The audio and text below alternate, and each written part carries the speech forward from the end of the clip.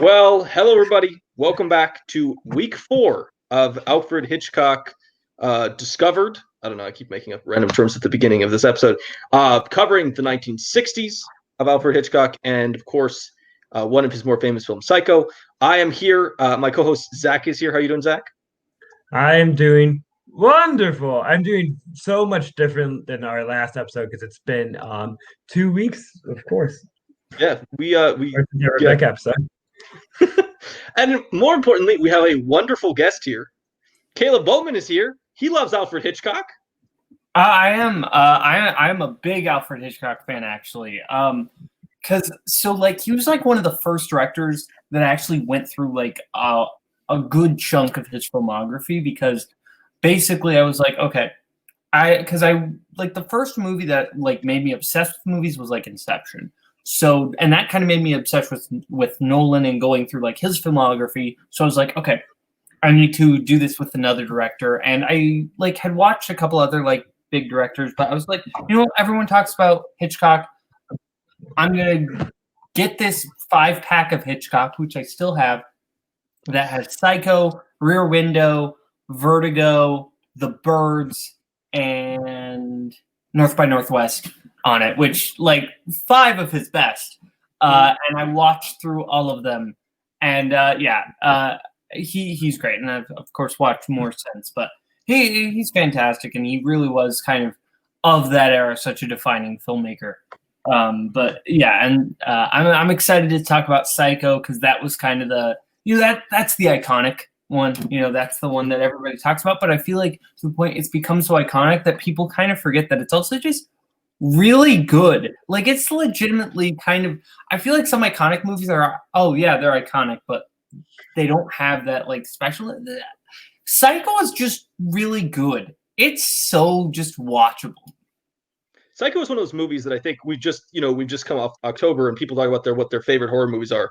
And I think people forget how like legitimately amazing Psycho is and how much it should be in contention for either your number 1 or your top 5 of all time, and how everyone should be thinking about, man, there are so many movies that just copy Psycho for scares, for plot, for basic substance. And like, it doesn't surprise me at all that you went from Nolan to Hitchcock, because there is some clear like mind games and like pattern mystery solving that exists in Nolan that I think he was clearly also influenced by Hitchcock, another Brit and another like famous director. Stuff, especially in the Absolutely. early Nolan stuff. Memento, Insomnia. Following like those, I'd even say Prestige, even though that gets into more the sci-fi fantasy elements. I say all those feel like very, very Hitchcockian. Absolutely. Let us start the episode. Even his Go ahead, Zach. more. Thank you for coming over. Even his more elaborate ones, like Inception, still has a lot to owe. As much as like everything he shows has a purpose or will come back, it's still owed to Hitchcock. So that's now true. You may continue, sir. Absolutely. Let's continue on to our last Letterboxd movie. Zach Ford, what's the last movie you logged on Letterboxd? Hey, it's a masterpiece called Lady Hawk. This is a Richard Donner movie from 1985. I am going through 1985 movies. I don't know if I have talked about any of them yet. This one sucks. This is like Matthew Broderick real miscasted as this kind of like sneaky medieval times, criminal that like escapes to help Rutger Hauer, who used to be, it's not like a knight. He was a general in the army. But there's a mystery because he disappears every night, and then this woman appears all the time. There's a hawk and there's a wolf. You can connect the dots. It's the plot of the movie. Anyways, Michelle Pfeiffer's in it. She's kind of wasted. Rutger Hauer's a lot better in Flesh and Blood from the same movie because he gets to be a little scurvier. I don't think it's a real adjective to describe a person, but I'm going to describe him as scurvy. In Flesh and Blood, which is how Rutger Hauer should be. He's kind of dulled out. And Lady Hawk, the best thing about the movie is the name. Also, like one of the worst scores that have ever been created. Really, anything in the 80s, you just put into one thing, it's all the worst score that's ever been created. But it's like Alan Parsons doing this like weird electronic rock score, and it's supposed to be like medieval times. And there's like knights fighting, and it's really horrible. So that's my opinion on Richard Donner's Lady Hawk. All right. I have not seen this. Have you seen this, Mr. Boatman? I have not seen this movie, but my dad loves this movie. My dad loves this movie, but for the longest time, he could not remember what it was called, so he couldn't watch it. But he's like, it's that movie where, like, you know, the guy turns into a wolf and the woman turns into like a bird. Hey, I didn't tell the audience that. You just spoiled the movie. I have to connect the dots. I thought that was legitimately the plot of the movie. It is the plot of the movie. I was just trying to touch you. You're fine. Oh, but like my dad could never remember what the name of that movie was. And eventually I was like, is it this? And he was like, yes, that's it. And we still haven't watched it. And based on the fact that Zack didn't like it, I don't know if I will, but I feel like at this point I have to watch it just because I went on a journey with this movie. That is the ultimate, like, dad's favorite movie, the movie he can't remember the title, and everybody else thinks is shit. But, like, he just has this snapshot of, like, 1985 watching it with a friend, and then he thinks it's the best movie of all time based on something he thought, 20, 30 years ago. There was nothing worse than rewatching Star Trek: The Motion Picture with my dad. Lord. Because that was a movie that when he saw it in 1979, he loved. My dad loved, well, because it was cool visually and he was a Star Trek fan. That's fair. And he had not watched it since. Oh, God. And he was so distraught that it wasn't as good as he remembered. Like, that movie is real boring. And as you get older, everyone has these experiences. This has been my experience with the legendary Harry Mandel vehicle, Little Monsters. Little Monsters, I was like obsessed with as a kid. Like me and my brother would quote it, and like we became Talking Heads fans because they play a Talking Heads song at the end of Little Monsters. And that movie is obnoxious if you watch as an adult. It is like going at 150 miles per hour, and is only for 8-year-olds. Absolutely. Are you saying that Fred Savage's filmography is not like immaculate? Yeah, I mean it's only one dark spot on Ben Savage's filmography, but Fred Savage overrated. You're not wrong. Nobody's gonna pop in The Wizard on a Monday night. Let's be honest here. Ooh, Mr. Boatman, what's the last movie you logged on Letterboxd? This was a movie I watched. It was a rewatch. It was partially for studying purposes for Full Metal, partially because I just wanted to watch it because I love this movie. It was The Blues Brothers. Ooh.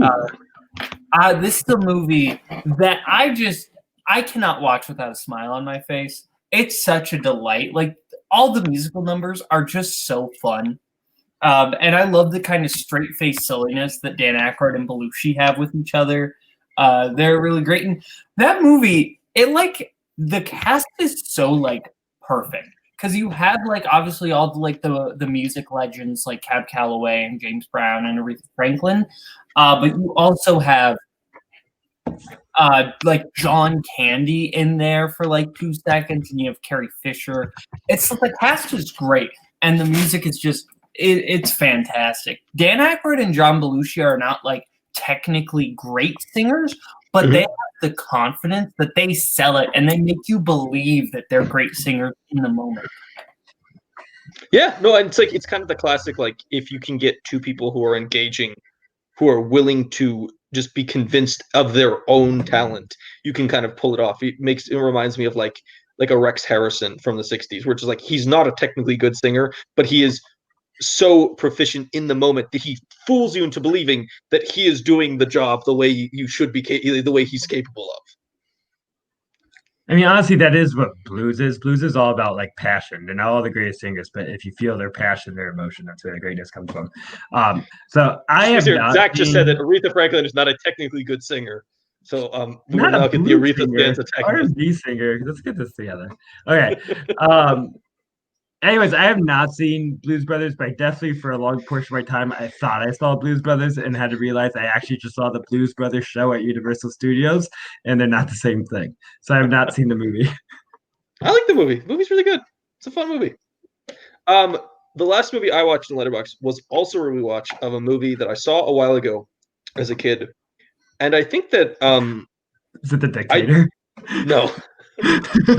No, it's a movie that I saw as a kid and thought was funny, but then I don't think grasped the greater commentary the film is making, which is of course the Judd Apatow vehicle Knocked Up, which I think has a lot more going on in it than I originally thought. Because I think the first time I watched it, I was like, oh, it's funny and there's some good moments, but there's a lot of commentary about relationships, the chaotic relationship between the main couple and, just the random pregnancy, and then the sort of interesting twisted and sort of failing relationship between the older couple. And I think this movie actually has a lot to say even about families and about what you pass on to your kids. And there's a lot of discussion between like friends about how they feel in moments and how couples are affected and how your father's style of parenting affects you as a kid. And I think this movie is not only very funny but also has a lot to say.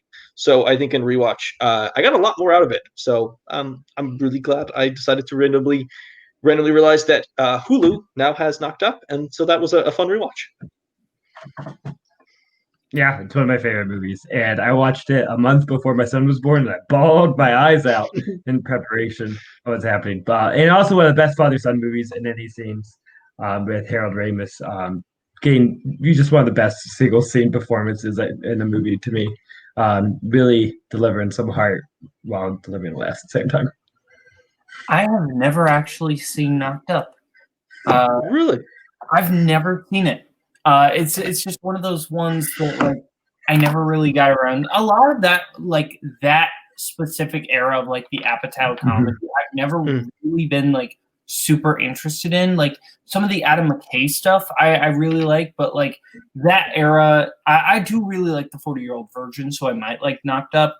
But like that very different era, I just kind of have this like less than great feeling of it, because I do think as we went into the 2010s, that era kind of poisoned the modern comedy in a sense that like everything became so heavily improvised, and it was not these kind of movies that weren't really all that funny, but it was these kind of just scenes that were, somewhat funny, that they had enough funny stuff for the trailers, and the rest of it was just kind of a bunch of people basically all talking over each other, just look at me, look at me, look at me. And they're not really movies, they're lightly edited improv.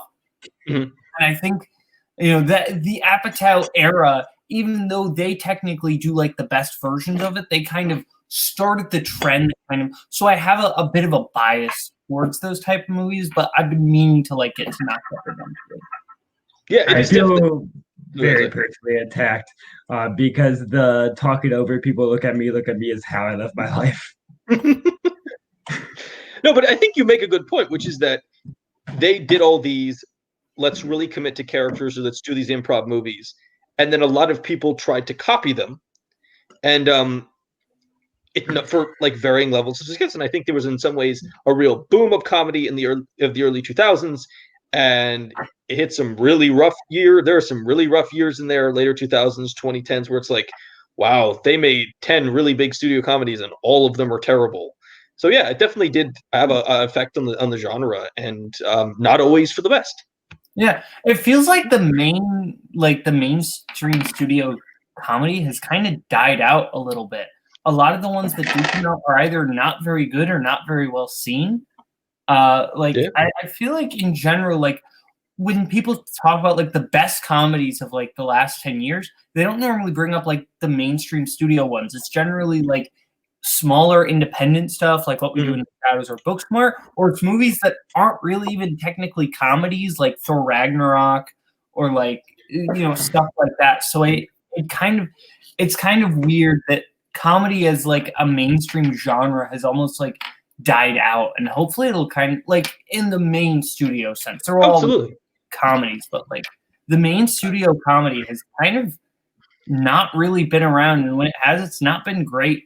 I think the last like great main studio comedy was maybe Game Night. That whole year was a pretty solid year, because they had Blockers as well, which had a lot of fans. And I like I feel like there's one I'm forgetting that I didn't like as much, but also Tag is underrated there. I really was Girls Night that same year, Girls Night, and I like Tag a lot. I think when I think of it's usually one a year you can count. I think honestly, if you think of the big studio comedies for that era, the ones from the 2010s that really pop are Jump Street and Neighbors, and I think those are the two big ones that And pop for Bridesmaids.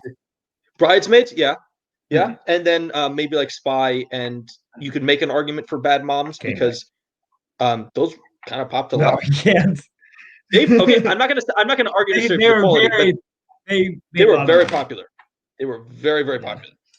But yeah, no, it is definitely a long time from the era of a Step Brothers and an Anchorman and a 40th Virgin and a Hangover coming out every single year in succession. Well, And like kind of we had Pineapple Express, Tropic Thunder, and Step Brothers all in the same year.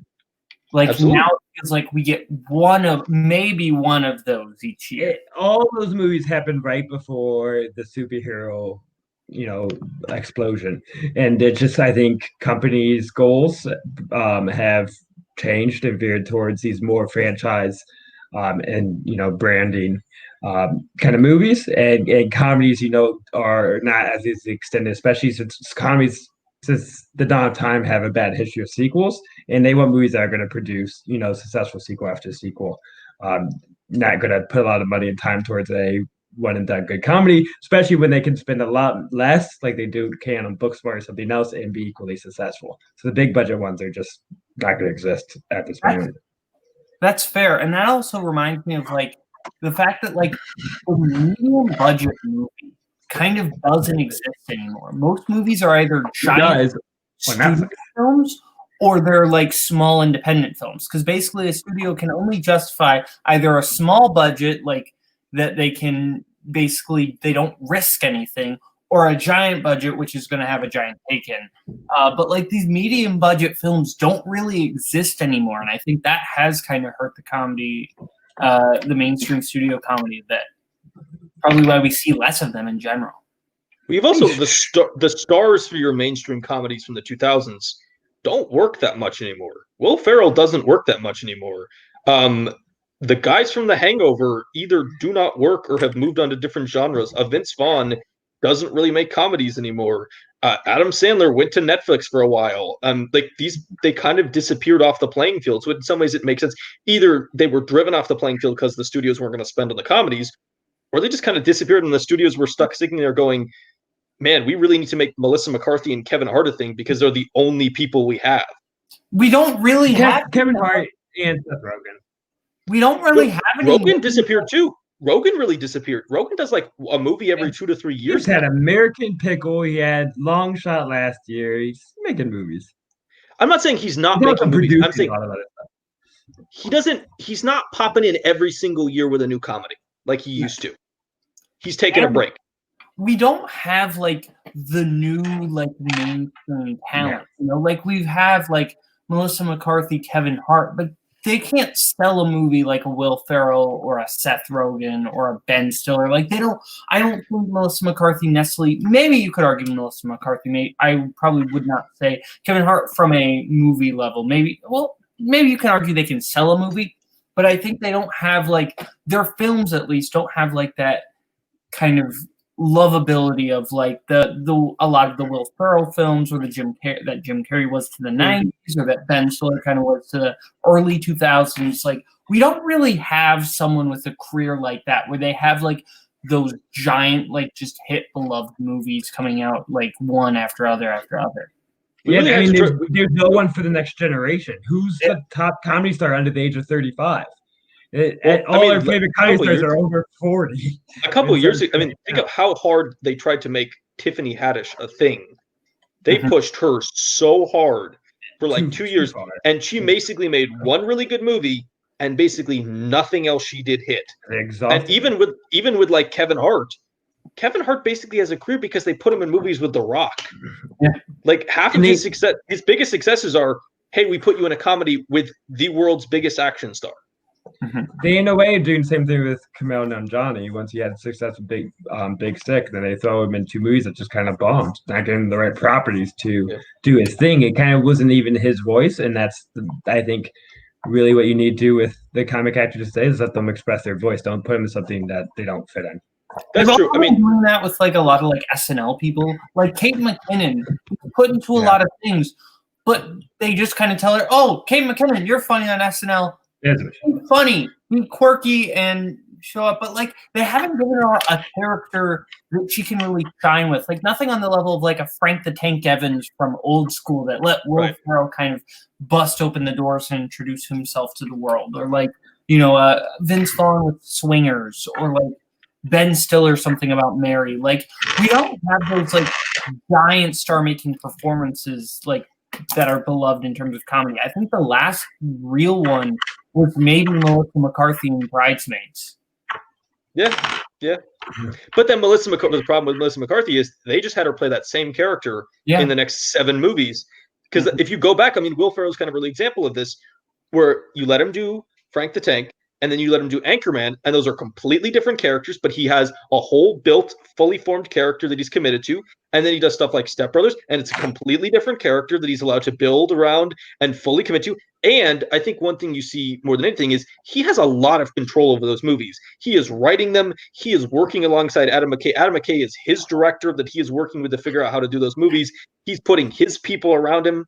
I mean, I think that's the one thing now is the stars just don't have the power anymore to kind of dictate the writing and direction in the way they did, so that it's not a Will Ferrell movie anymore. Like, Will Ferrell movies doesn't exist. You're not getting the Tiffany Haddish movie. You're getting Tiffany Haddish in the movie, directed by the studio person, written by the studio person. I think Melissa McCarthy had plenty of a successful career up to this point still. I think her main issue of why she wasn't as consistent, like she worked really well with Paul Feig, and outside of that was nepotism. She just wanted to work with her husband all the time and didn't really have the, quality or ability to. Let's just say it. Their collaboration was bad for her career. It was bad for her career. None of the 3, because they did 3 movies, right? I like one. The Boss and Life of the Party is pretty good. This party's okay. I like it. I didn't see Life of the Party like most of America. I mean, I think that a lot of people at some point gave up on Melissa McCarthy. People sold their Melissa McCarthy stock at some point because they were like, "I've watched 10 bad movies after Bridesmaid. Why am I gonna keep?" I think back? The Boss is really what killed it. Like, that's what people still kind of saw, and like, we're done. I'm going to convince Boatman to watch Life of the Party because Gillian Jacobs has a great bit throughout the whole movie, and she's the best part of the movie. I'm aware that Britta Perry's community is in the film, and I will admit that's the main reason I would ever the best part. Life of the Party. Okay, she's actually good in it. There's a chance I might watch it. Just like wait till a day you're kind of bored and just want to waste some time, and then you watch Life of the Party. I find it a very watchable movie. Like, it's not good, but it's like pleasant to have on the background. It's a pretty nice movie, and that's just this is the problem with trivia. I don't get to just have a movie like Late to the Party. If I'm watching a Late to the Party, I'm watching it because like it's someone's strength. Like, I have to basically buy the movies that I watch for me, because like everything else, like I don't get to watch a lot of movies just because I want to. So the ones I do, I'm very like careful about what I pick. Okay. The next time I'll play you, I'll pick old people going to college as my strength. Okay. I'm back to school. Old school. Back to okay, let's not spend a half hour naming all old people. Movie. Does Accepted count? No, they were younger. They were younger. They're not old people. No. I did not know we were going to delve into the entire discussion of the 2000s and 2010s comedy scene, but this was fantastic. Let us continue on our discussion of our main film, Psycho. And of course, the only way to start a discussion of Psycho after talking about comedies for 25 minutes is for Zack Ford to give us his Psycho plot summary. Yeah, so Psycho takes place in Phoenix, Arizona. I definitely did not Wikipedia that. So it starts off with some lovemaking, post lovemaking, very sexy scene for 1960, and the male character, that's his name, the male character, Mr. Handsome. Okay. We have to cut in. His name is Sam Loomis. They duplicate his name for the film Halloween. So he is somewhat of a famous name. And they also have the last name Billy Loomis for Scream. Right. Yeah. Of course. Okay. It's important. Yeah, but this character is not important. Why did they take his name? Okay, Sammy This is a Loomis. fun homage. I would Um, like to use character names as my for the next time I play Zack Ford. stop. Sam Loomis and Marion Crane are having some sexy time. And Sammy says, "Hey, like I want to be together, but I don't have enough money for us to do it." So Marion decides to go and take money from her boss that she was supposed to put into the bank, and she runs away. And she stares a lot inside of a car while hearing her own voice create the suspicion of everything around her is going to catch her. Everyone's aware. So she ends up at a beautiful hotel called the Bates Motel. Please stay there on your next visit. We are sponsored by the Bates Motel. And she meets a lovely young, charming, if not kind of nervous, shy man named Norman Bates. I was really worried I was going to forget that name. And he taught. They have a great conversation. It's my favorite scene in the movie. We'll talk about it. He talks about his love of taxidermy, just like me, an amateur taxidermist, which is not creepy at all. And he talks about, or she witnesses him fighting with his mother in the house across from the motel, who's the owner of the motel, his mom, and later in the night when she is taking a shower, you get you get a lot of quick flashes of faces in water, and she dies from knife wounds in the shower. Mystery awaits. Her sister appears. There's a whole new main character. Her sister, the other Crane, Lillian Crane, no, Lila. I was so close. Okay, Lila Crane. Her and Mr. Handsome meet up with a detective, and he's a private detective hired by the Her company boss. her boss that stole the money to find the stolen money. So they track it down to the hotel. There's a lot of fishy things happening. He goes back to visit and see if they can find it. He makes the mistake of walking into the Bates house. And then he gets pushed down the stairs by a feminine character. It's a lot of great motion happening down. It's real dizzying. It's a good low action scene for an old movie. And then Mr. Handsome and Lila Crane, have to go find a detective. There's other people they meet. I don't know. They go to church for some reason. We're missing some important parts of the plot right now. They go to church to meet the local sheriff. Skipped over a lot, but he felt the need to point out that they go to church. Right. But just that they go to church, not why they go to church, which is the important part of the story. They were talking to the sheriff. That's correct. Go continue. Okay, and he says that the mom's been dead forever. She was never alive. And so they go to investigate because there's so much suspicion, and they go into the house. And Mr. Handsome and Norman Bates, get into a tussle, and he kind of knocks him down for a little bit, and he goes to find Lila Crane, and then Mr. Handsome comes from nowhere and saves the day. He was a hero all along. That's what this movie's about: is great male heroism. The important parts. The mom's corpse is the thing that Lila finds and has to be rescued from. That's an important component of this. The second sexiest scene of the movie. The mom was dead for 10 years, not forever, because if she was dead forever, then Norman would not exist because he would not have a mother. I don't like this new section where you correct everything I do in the plot. This is not part of our show. This is not in the outline. Anyways, the last 5 minutes or 10 minutes or hour of the movie, it goes for a while, is when they are trying to investigate Norman Bates, and they're like, there is no Norman Bates. He has turned to his mom, and they very sloppily teach us all about psychology and mental health disorders.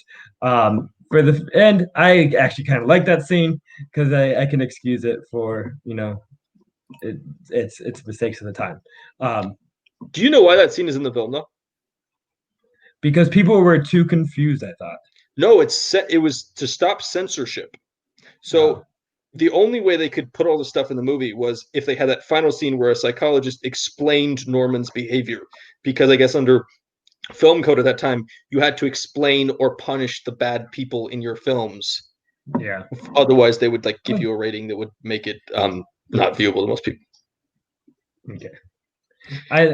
I assume because there's not a great understanding of psychology at that time that they probably just need to explain, or else people would be real confused about who this guy was. Yeah, absolutely. Their own. I have to say, the first time I ever saw this movie was late at night. I was a teenager, and I made the mistake of trying to take a shower directly after finishing this movie, which was a terrible idea. No, I'm still alive, but I definitely was way too jumpy every time like the shower made a hard, weird noise or something. It was a poor choice on my part. It did kind of ruin. It did for showers what Jaws did for the ocean. If we're really, if we're being serious, like, and it was before Jaws. Like, Psycho kind of ruined showers. I mean, thanks for giving me an excuse to only shower once every 4 days. I'll just tell you it's because I'm scared. This sounds like a joke, but it is largely based in fact. But there's no murder in my house. I've never been scared of showers. I didn't get that. I'm more scared of just like freaky weirdos rather than someone attacking me in the shower. That's fair. Lock your bathroom doors like a normal person. I'm not showering in like an open area. It was just still disturbing watching this film. This movie is obviously very influential. It is sort of, in some ways, considered one of the first or the first in the slasher genre. As Zack was talking about the plot description, I realized that the kill of Arbogast really reminds me of the first kill in Texas Chainsaw Massacre, where it's sort of an individual just walking up the stairway, walking in an area, and then villain pops out and just takes him out. And I think in some ways, I do wonder if that was a little bit of an homage, or at least an influence when that was being made. Yeah, there's definitely a much more focus on like the misery of the person being attacked rather than the actual attack themselves, because it is so quick and abrupt. And I think that's what's scary. It just kind of comes and happens, and you just watch the person because you're seeing often the perspective of the murderer, more or less, watching the person they're torturing or killing, rather than witnessing it from an outside perspective. So it's a little more like voyeuristic in a way that makes it all the more frightening. Yeah, I would agree in that sense. I think in general, like specifically the Arbogast kill, I love that shot so much, and like I don't like jump scares. I think jump scares are generally like a cheap way in horror, but it's so brilliantly shot the way that Norman just comes out, and then we just get that shot of the falling down the stairs. Of just Martin Balsam's expression, which like that's like 90% of what sells that scene is Martin Balsam's expression of this. It's the same. Continue. No, go ahead. It's the same thing with the shower scene. It's all about the reaction of the face of the person. That's why it's not really just a jump scare. That's the initial effect of it. But the creepy parts is watching this person's face just turn into utter fear. Mm-hmm. Well, it's like 70% fear, 30% just confusion. And that's what Martin Balsam sells so well in that film. Yeah, no, absolutely. I think both kills are like that, where it's he's just walking up the stairs looking around a house that on surface value is not particularly scary or disturbing. This is not the typical horror house you would see in a horror movie where you walk in and you're like, man, there's a lot of like weapons or bones or something that would kind of give you the impression that you shouldn't be there. He just kind of walks into this very stately old house that very easily could have been in a Rebecca or a Hitchcock movie that does not have an attack. But the same thing happens with the shower scene, where it's just like she's just taking a shower, and you do really get that confusion of just like, what on earth is happening? Like, obviously there's a horror because you're being attacked, but also just the confusion of like, I never expected in this moment to be attacked. I wasn't scared to start with, and then I was attacked. I was just doing something mundane, and then I was attacked. So I have the combination of confusion and fear. Yeah, it's kind of like just the structure of like movies made before that, because that's really what Psycho did so well. And I hope I'm not jumping ahead on anything, but like I think there's no jumping ahead. What Psycho does so well it kind of invents the horror genre, and it's brilliant in how it kind of alternates from the expected Hitchcock thriller thing. Because if you look at like most Hitchcock thrillers, right, you're not really expecting a high kill count, and if you are, everything slowly builds until the end. You know, Hitchcock really plays with the expectations of the audience here, not just with the shower scene, but with also Martin Balsam, who you think, oh, okay, now that Marion Crane's gone, that's who we're going to be with. And it's no, now he's gone, and now we're going to be with Lila and Sam. It's kind of brilliant how Hitchcock is basically able to pull the same trick on us twice, and we still fall for it. I made a joke for a while that, and I tell this to my students too, that my ideal movie I'm going to make when I'm a famous producer is it's going to just be like a traditional, charming, romantic comedy, and in the last 5 minutes, the apocalypse hits.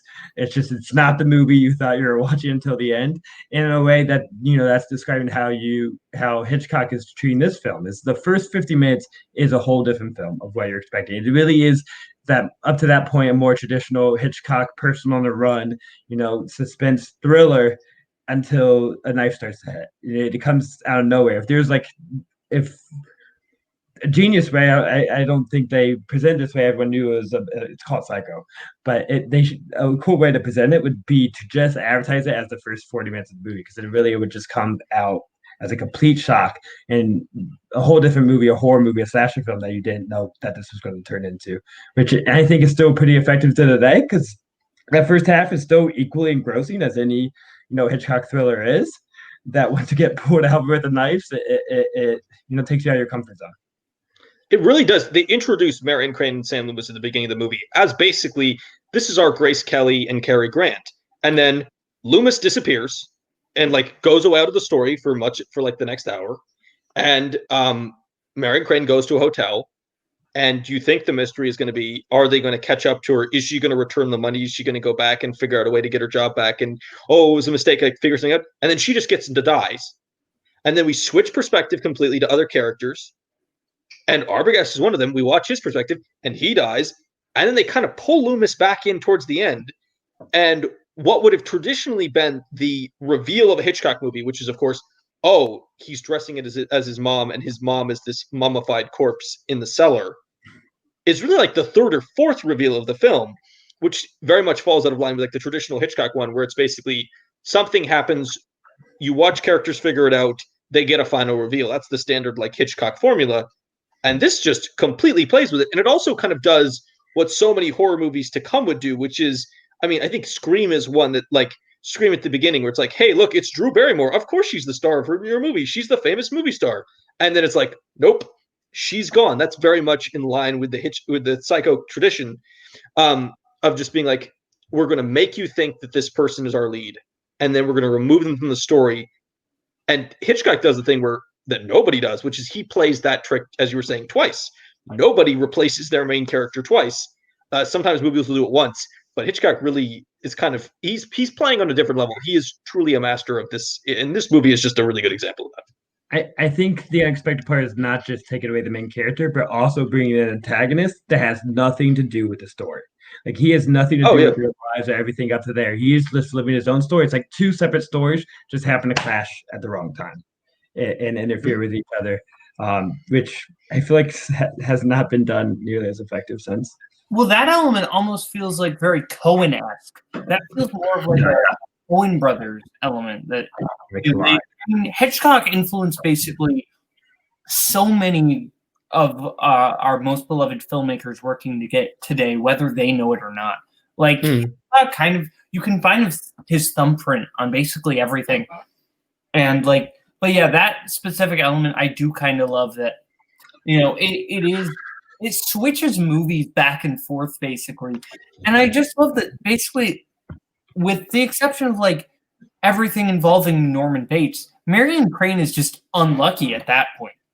She happened to pull into the one... If she doesn't get off the main road, if Marion Crane stays on the highway and doesn't go off the main road, then she probably doesn't get killed by Norman Bates, and most likely, she and Sam get away with it. Oh, absolutely. It is weird also they changed the protagonist, the antagonist from the bosses she stole the money from that are chasing her to this completely different guy. I mean, if she doesn't fall asleep at the side of the road and get followed by the police car, like she doesn't get off the side road, she doesn't end up at the Bates Motel. It's like all this, it's this cascading set of like just unlucky stuff for her. In some ways, I was thinking about this when I was watching this. Like, you can see the sexism in the film. Like, I don't think if a male character was in the place of Marion Crane and happened to just have a bunch of money, that the cop would have been as suspicious, or the car dealer would have been as suspicious. I think it would have been way less suspicious if you just had a male character who just like was able to come into a car dealership and spend $700 out of pocket to buy a car. I don't think that a lot of the stuff happens if you just switch the side of the car character, which of course like doesn't work as well because Marion Crane's like place in society, due to both her gender and then her occupation, definitely play a lot in the how the film is instigated. I do think it's important to talk about. We've talked a lot about Norman Bates, and I think it's important to talk about the psychology of Norman Bates. So the movie tells us some stuff. I also did a little research. Norman Bates would be described as having dissociative identity disorder. And this is like really important to him as a character, which is dissociative identity disorder often occurs in childhood because of some kind of trauma. They don't specifically say this in the film, but I would hypothesize that Norman Bates was sexually abused as a child. And that's one of the reasons he has sort of a weird relationship with his mother. And I think that in some ways caused the dissociative identity disorder.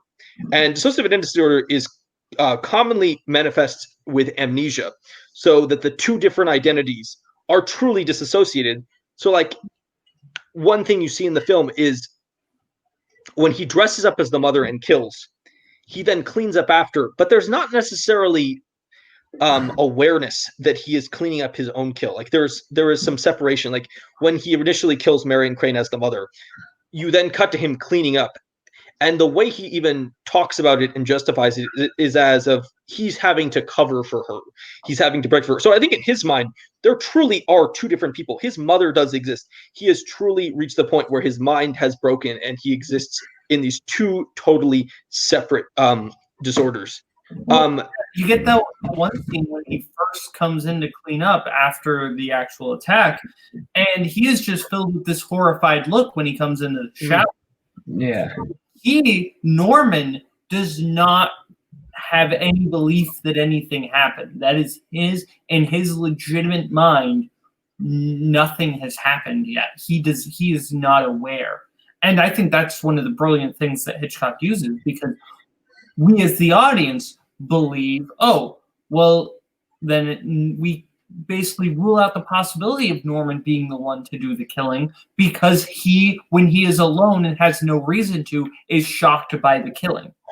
Absolutely. And I think the brilliance of Perkins' performance is like during that like cleanup process, you said the initial shock, but also there's this kind of this like dutifulness to the way he cleans it. Like he it doesn't seem like pleasurable. He's clean up his own actions, but like he's trying to help out his mom. It's his duty to save it. It'd be so thorough.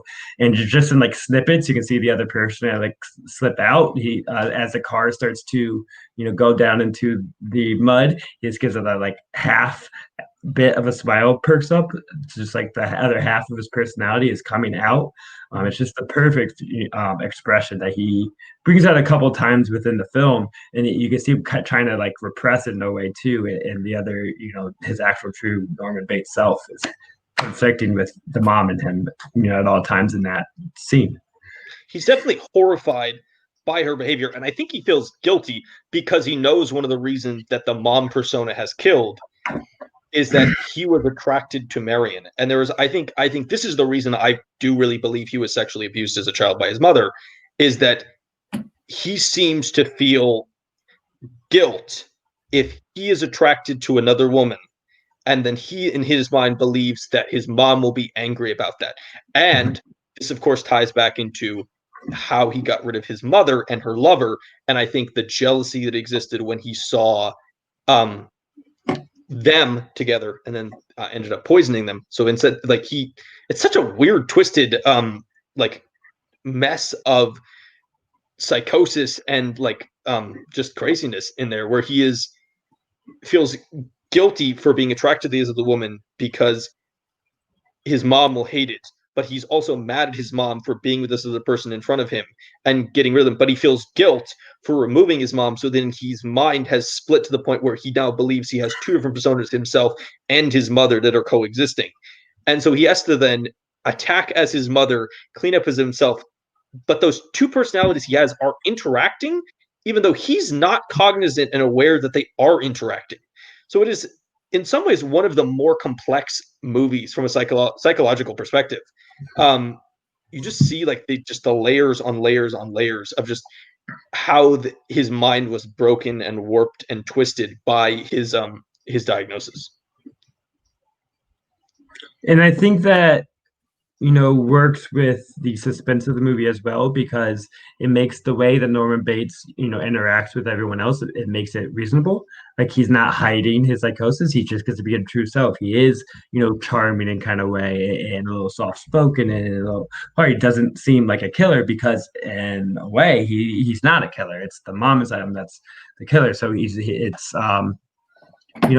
making it seem not out of nowhere but unexpected, which adds to the shock. It's just like, how can this guy, come and kill him? Because I find his performance, extremely charming, because I think the awkward nervousness is charming. He's the only person, because honestly, the taxidermy part, we know to be creeped out because we kind of know what to expect from a movie called Psycho. This movie has a history, so we kind of know where it's going. But like, you can understand from Marion's perspective that taxidermy is not creepy. And if the character and the actor is able to pull off that him talking about his hobby of killing animals while he's talking is not creepy, it really gives a lot to the way he's delivering that performance and kind of making people around him feel comfortable in a way. And he says that at one point. He's like, I don't know what it is, but people just see me, always think I'm telling the truth. He just has a way of putting people's guard down until the other personalities just clashes so heavily with it. Well, he seems so pathetic when he's Norman. He just seems incredibly pathetic and awkward, and you feel sorry for him. You genuinely want him to be in a better situation than he is, and I think he garners sympathy.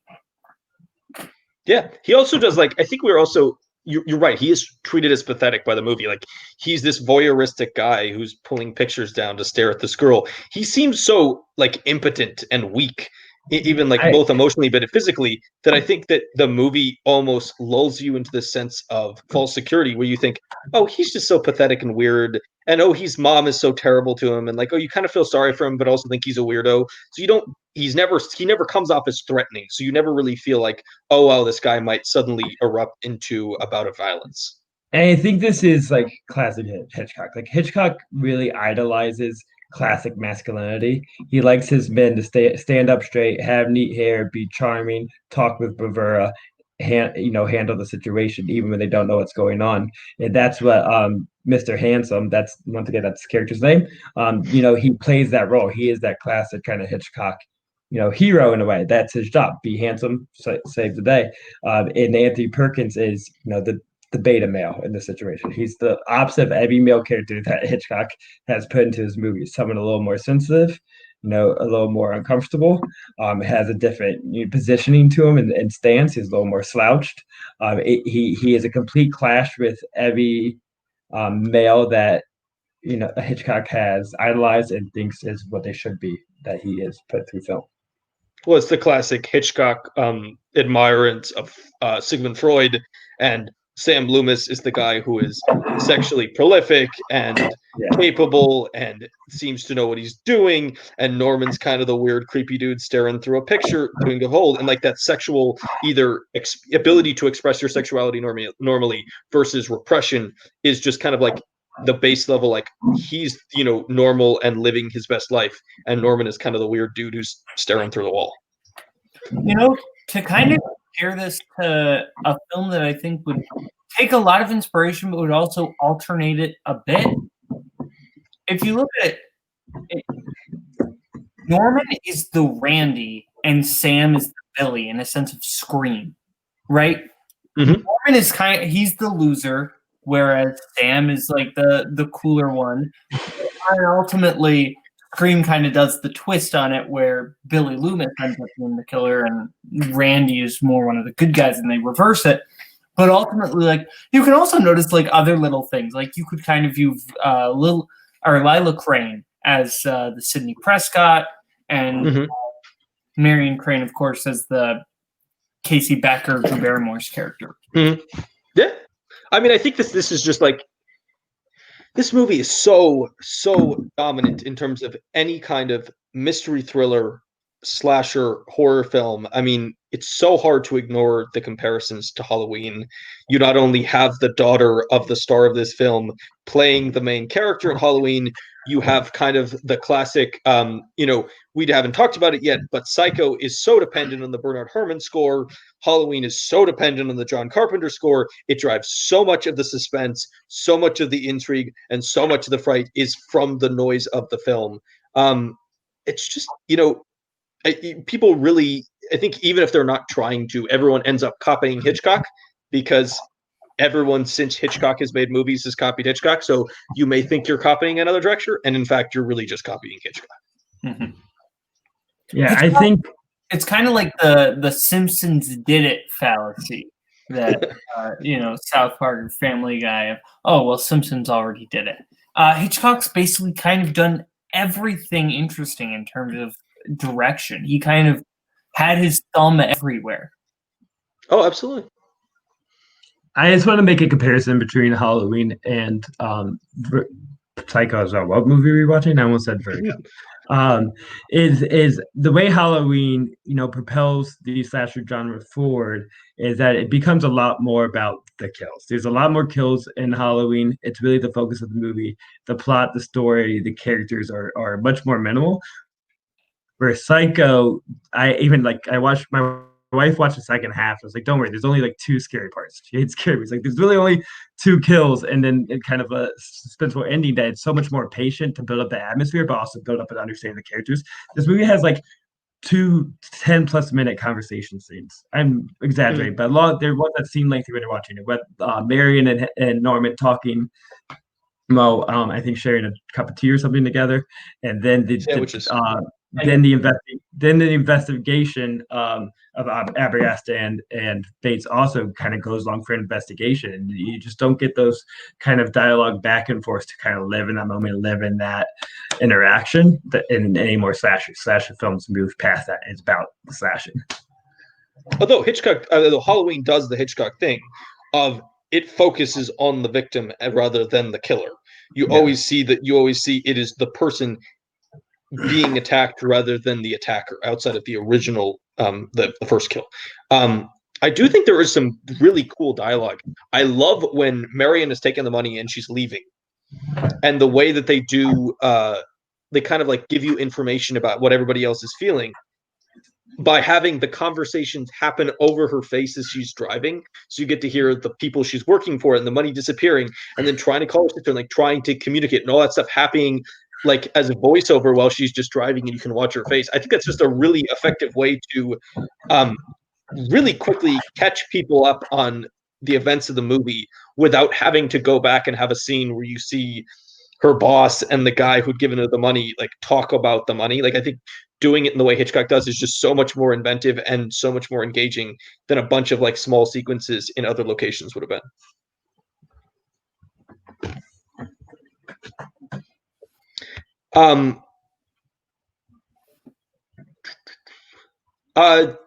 The Bates Motel is a really cool location.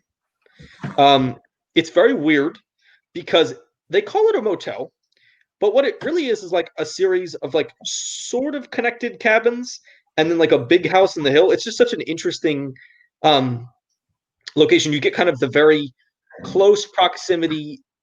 We commonly relate these structures with like voyeuristic behavior, where it is very common in movies they go to a bunch of interconnected cabins, and at some point one character is looking through a hole or has a picture covering over it. You even see this like Cabin in the Woods and stuff, like going up to the present day, where like these areas commonly have like a voyeuristic tendency. And then you just have the really weird manor house on the hill, which is really kind of cool because they do all the stuff with shadow in the window, where you think that you legitimately think for a large percentage of this movie up until basically they talk to the sheriff at the church, you think that Mrs. Bates is still alive because you've seen these really cool shadow demonstrations in the window. Like you think that character, and even really until Lila finds the corpse at the end, you could be very easily convinced. Like they almost keep that reveal to like the very end, and it's just such an effective use of the surrounding area and the scenery and the location that really plays into the movie. And what I love is that it's a surprising twist, but they never lie to you. You never feel cheated. It's a completely well-earned twist because you realize, oh, everything adds up. Like, it's rewarding watching it knowing the twist already because you can see how you were tricked. It's like watching a magician show you how the trick. There's nothing where, like, it just feels like, oh, you thought it was this. Well, we told you it was this. Haha, surprise, April Fools, it's actually this. Like, no, there are assumptions that you make based on what you see, but that's you making false judgments. That's your fault. I think in some ways it's like Hitchcock punishing people for thinking he's a bad filmmaker because when they show him talking to the mom, there is like things you could like that's not even moving. Like this is bad filmmaking. Like the mom's not moving. It seems so still. Like it's not a real shadow, and then it's not moving. That's the point. She was just a corpse sitting there, and I feel like there's a couple of things like that you excuse as like just not great filmmaking for the time where like the effects aren't there, but really it makes sense with how the plot reveals itself. Well, they never show you the face of the mom until the end. They really never show you in profile. You always see, like, the attack on Arbogast is basically just you see an arm. You see an arm when she attacks Marion in the shower. Like, even the voice of the mom that's supposedly yelling at him for having the woman there is very weird. Like it doesn't sound like a human voice. Like it sounds fake. So you could like very easily when you get to the end of the movie look back and go, man, that didn't really sound like the mom's voice. Why would the mom sound like that? You're right. It really does set it up in like a really intelligent way. So you don't have the there's a lot of movies, especially got into the 2000s and the 2010s, where it's like you get to the end and they do a reveal and it's like that doesn't make any sense. Like you go back to the movie and you're like, I can prove that your twist doesn't work because you failed to set it up correctly here and here and here. And Hitchcock, just the ultimate perfectionist, maybe besides Kubrick, just he doesn't let that happen. He has to set up everything perfectly so it all ties back at the end. Gentlemen, any final thoughts on the film Psycho? Boatman, any final thoughts? Yeah, I mean, yeah, I think just watching this film, it's so brilliant how many little touches that Hitchcock puts on this. Like we've talked about the structure and everything, but just there are so many little things. Like I think my favorite just little shot is the very final shot of Marion's car being pulled out of the swamp because it's ugly and grotesque, and you're just filled with this sense of ick. You just it's such a perfect little ending cap on everything. Yeah, so many good moments. Zack Ford, any final thoughts on Psycho? Yeah, I think that along with many classic films, it's one that's been like so parodied and like you have never seen it, but you pretty much feel like you know what Psycho is doing. And I would say there is still a lot of surprises for the movie to have. It was narratively, like we talked about, or tonally, that it definitely holds up past its parody. It's more than just the shower scene that's got known for. And so we need to remember how great Psycho is. Absolutely. Like it's counted because of that. I feel like people, it's still treated as major Hitchcock, but people will talk about Vertigo or Rendo, as true masterpieces anymore. So I think Psycho, like parodies, have kind of killed it unfairly. I think one thing I would say to everyone listening, and if you know anybody that hasn't watched Psycho, I just, I hope you would encourage them, one, to watch it, but also to watch it with the context in mind that this movie is the thing that every other movie they've seen that is more recent is trying to copy, is trying to be. So this movie, I think it's really important to remember when we watch classic films, because of course we're watching a movie from 1960 in 2020. This was 60 years ago. I think it's easy to get stuck in the trap where you watch this movie and you go, I've already seen this in all these new movies, and you start talking about all the new movies you've seen this stuff in without giving it its just due as this is the movie that created in genres and created these ideas and the structure and the way of making films that we see today. And I think it is really important to go back to that first movie, the movie that kind of pioneered the idea, so that you can really understand what is happening today and why we're making movies that we are making. Like, I don't think you can understand Halloween or Scream without understanding where Psycho came from, and then you see the progression. I think that the progression is really valuable to watch. So go out and go watch Psycho, and then Halloween, and then Scream, and watch the progression of an entire genre. I think it's a really, really valuable experience, and I think you as a movie fan will be more well-rounded and more educated after it. In summary, next time you watch All About Steve, remember how much it owes to Psycho and Hitchcock. With that, I think we have ended our discussion of Psycho, but let us take a quick discussion of the 1960s and Hitchcock run. So this is a decade where Hitchcock starts to have some health problems. We talked a couple weeks ago about the 40s, and how he's making at least one movie every year. In the 1960s, Hitchcock would only make 5 films. He would make Psycho in 1960, The Birds in 1963, Marnie in 1964, Torn Curtain in 1966, and Topaz in 1969. So this is a much lower output. And I have to admit, I have not seen Torn Curtain and Topaz, but in my mind, this is sort of you're watching Hitchcock diminish a little bit. I do think after Psycho, you're starting to get a little bit of unfortunately, Hitchcock was not as healthy as he used to be. He was not as able to make these movies. And I think this is in some ways kind of progressing towards the final end of his career. The Birds is very good. I am not a Marnie fan. I know there are some really big Marnie fans. I would not count myself among them. Caleb, what have you seen from this decade of Alfred Hitchcock? And do you have any thoughts on these movies? I've only seen Psycho and The Birds, so I don't have like a full grasp on like 60s Alfred Hitchcock. But the one thing I will say is it feels almost as if as Hitchcock got into the 60s, the stuff that he did make, I think Psycho had a big effect on it, because Psycho was such like a box office success and a big draw. He kind of became more invested in spectacle as he went into the 60s, like very big films. Like The Birds, I don't love, but it's very much, it's this creature feature. It's this very like kind of larger than life spectacle. And I do think the fact that it is more of a spectacle loses a little bit of those more like interesting Hitchcock elements. It would also make, like, besides Marnie, Torn Curtain and Topaz, if I'm not mistaken, are both like Cold War thrillers. So like more kind of culturally accessible.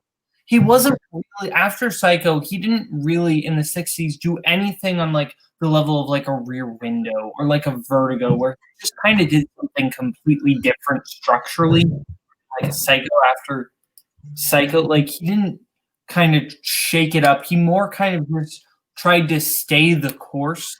Yeah, absolutely. Zack, what do you think about this decade? Yeah, I think in a way Hollywood started to get ahead of Hitchcock, and he was just doing his best to keep up, because as he said, he was doing these grand spectacles, because that's really when the early 60s was trying to do these big epic scale, pushing off like Ben-Hur and biblical epics, and you're trying to make it a spectacle to get people to come to the theaters. And then we'll talk about some of these next week, but trying to keep up with the new Hollywood, he definitely gets a lot weirder, late 60s, late and early 70s, to try to be a little more experimental in ways to keep up with, and it's just kind of outside his comfort zone. I have seen Torn Curtain. I think that one does have quite a bit of old school Hitchcock vibes. I would say the plot is so much less tight than we're used to for Hitchcock. And I think that is part of him trying to keep up with where movies were coming, especially inspired by French cinema. But I vibe with it because it's just like an escape. It's an escape drama of people trying to get out of the Cold War country. And I tend to just like that genre of movies. So I recommend it, but it's definitely lesser Hitchcock. This does feel like the decade where, after Psycho in 1960, he really does cede this director to other directors to be like the person of the decade. Like the 1960s, I don't think most people would argue for Hitchcock as the director of the 1960s. He's probably in very good running for the director of the 1950s or the 1940s. Those are like the decades where he is really prolific and making some of the best movies of all time. After Psycho, you can definitely see not only does he just make less movies, like it's really hard to go back before this and look at Alfred Hitchcock's career and go, there's the 2 to 3 year gap between movies. He just doesn't do that. And this decade, you really see that, like, I don't think Hitchcock meant, like, physically was just capable of continuing the breakneck pace he had set with previous decades. Yeah, he's getting really ready to pass the torch because in the late 60s, like Brian De Palma comes and he is like, Hitchcock, I'll take it and take it into the next generation and, make it weirder and kinkier in a way moving but even forward. Like Kubrick takes over and well, so even Spielberg with Jaws. Like my favorite story is Spielberg really wanted to meet Hitchcock, and Hitchcock turned him down, and Hitchcock later explained why. And it was because he was so embarrassed, because at that point, the Jaws ride was already a thing. And Alfred Hitchcock did the voice for like the Jaws ride. And he was so embarrassed if Spielberg knew, and he didn't want to have to face him. Wow. I did not know that. That is a really fascinating reason to not agree to meet somebody. But I guess it sort of makes sense with the, Alfred Hitchcock was a pretty prideful person. I think he was very proud of his craft and probably would not have wanted to just be the voice of a ride for somebody else. Yeah. I think that ends our discussion of the 1960s Alfred Hitchcock run. Definitely a lot less to talk about than some of the previous decades. He just makes a lot less.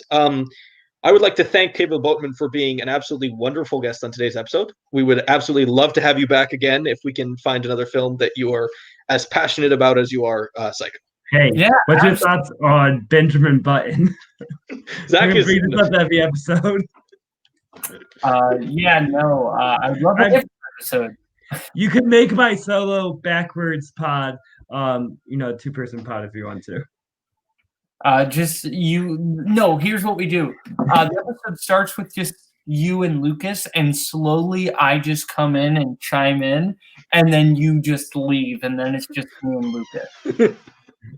I don't want to talk about Benjamin Button, though. I don't either.